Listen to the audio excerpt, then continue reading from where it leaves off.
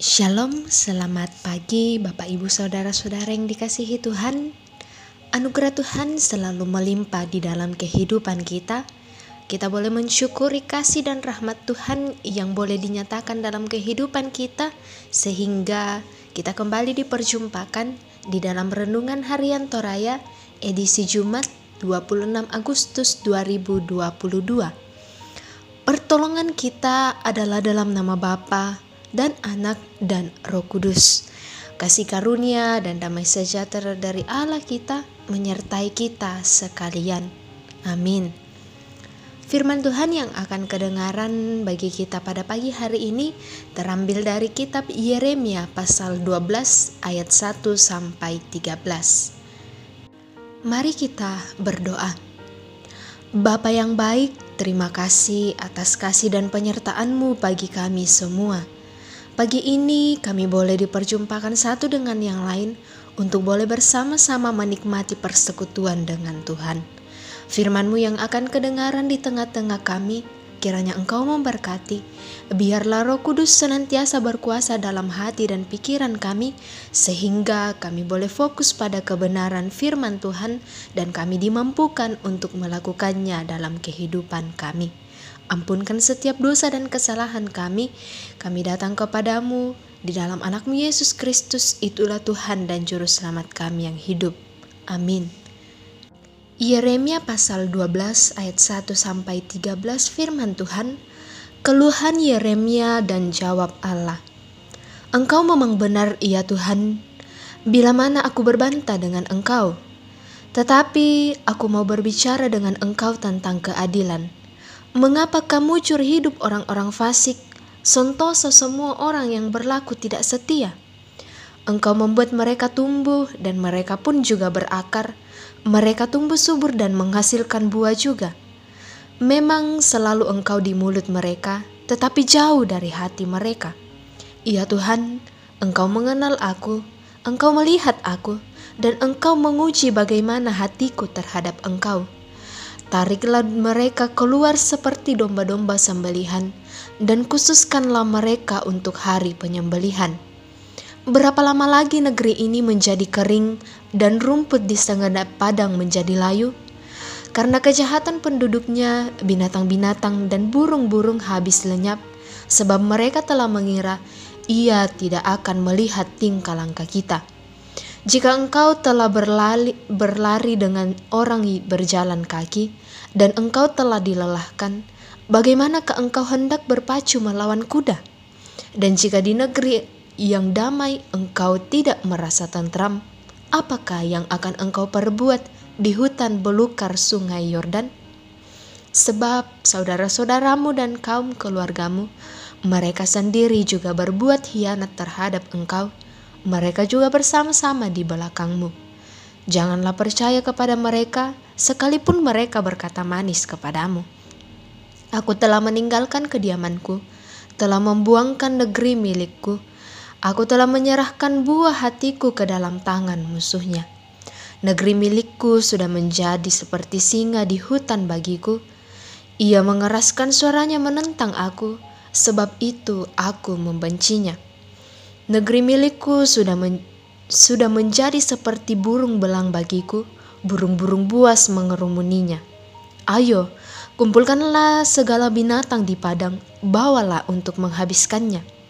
Banyak gembala telah merusakkan kebun anggurku, memijak-mijak tanahku, dan telah membuat tanah kedambaanku menjadi padang gurun yang sunyi sepi. Iya, mereka telah membuatnya sunyi sepi tanah itu berkabung di hadapanku. Sunyi sepi sekarang segenap negeri itu, tetapi tidak ada orang yang memperhatikannya.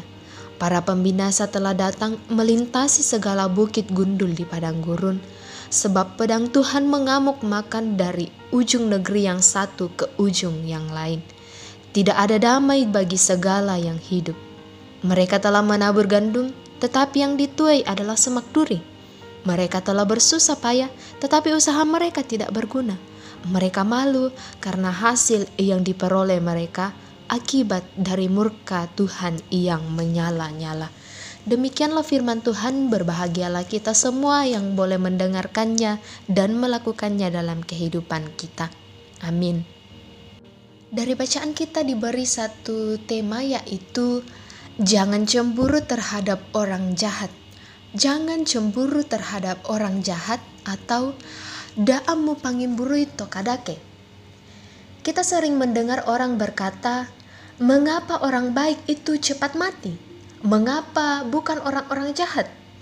Mengapa justru tetap sehat-sehat saja padahal sering menanggung dan merugikan kehidupan orang lain, bahkan terlihat semakin sukses di dalam kehidupannya? Apakah Tuhan memanggil cepat orang baik agar jangan ada kemungkinan jatuh di kemudian hari, dan umur panjang bagi orang-orang jahat agar ada kesempatan untuk bertobat? Dengan kerendahan hati, Yeremia mengeluh tentang keberhasilan dan kesuksesan orang-orang fasik. Ia tulus dan lurus hati seperti diketahui Tuhan, sehingga ia berhak memohon dan memperjuangkan orang banyak bahwa hanya Tuhan yang dapat mengakhiri kefasikan orang-orang fasik. Jawaban Tuhan sungguh tak terduga.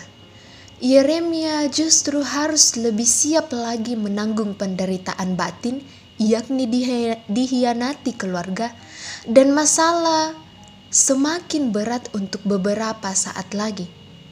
Bahkan Tuhan sendiri seolah meratapi kehancuran umatnya sebagai akibat dosa para pemimpin dan masyarakatnya. Hal serupa dialami pemazmur. Tidak ada gunanya cemburu kepada kemujuran dan kecongkakan orang fasik, karena akan berakhir secara tragis dan mengerikan. Kita tidak dapat mengetahui dengan pasti rancangan Tuhan tentang hidup kita dan dunia ini.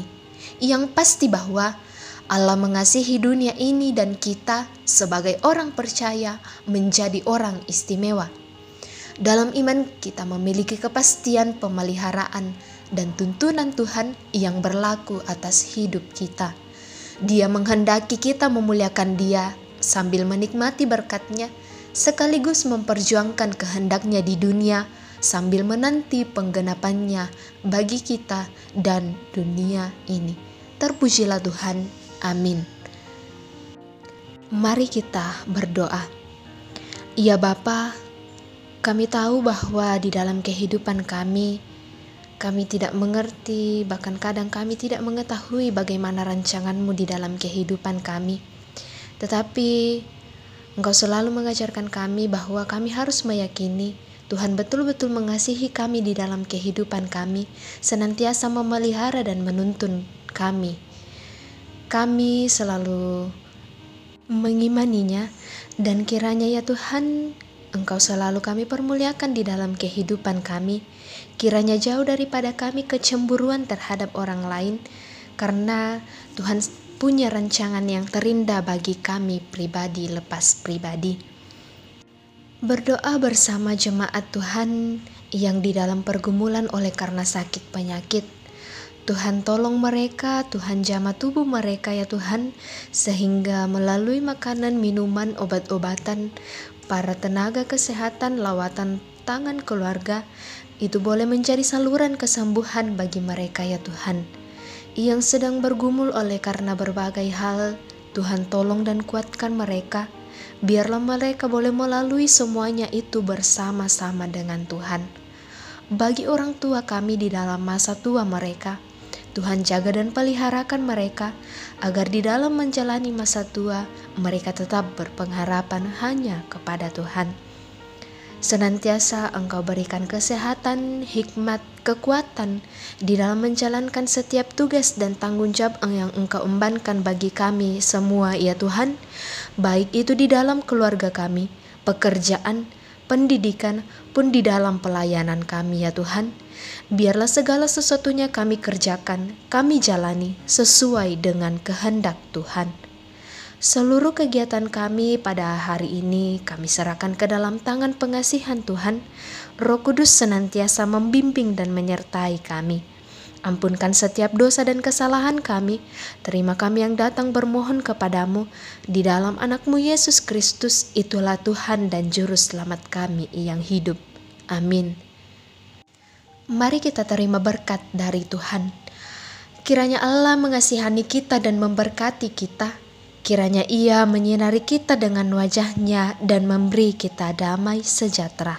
Amin. Terima kasih untuk perjumpaan kita, untuk kebersamaan kita pada pagi hari ini dalam menikmati persekutuan dengan Tuhan. Firman Tuhan senantiasa menguatkan kita menjalani kehidupan kita. Tuhan yang senantiasa dimuliakan.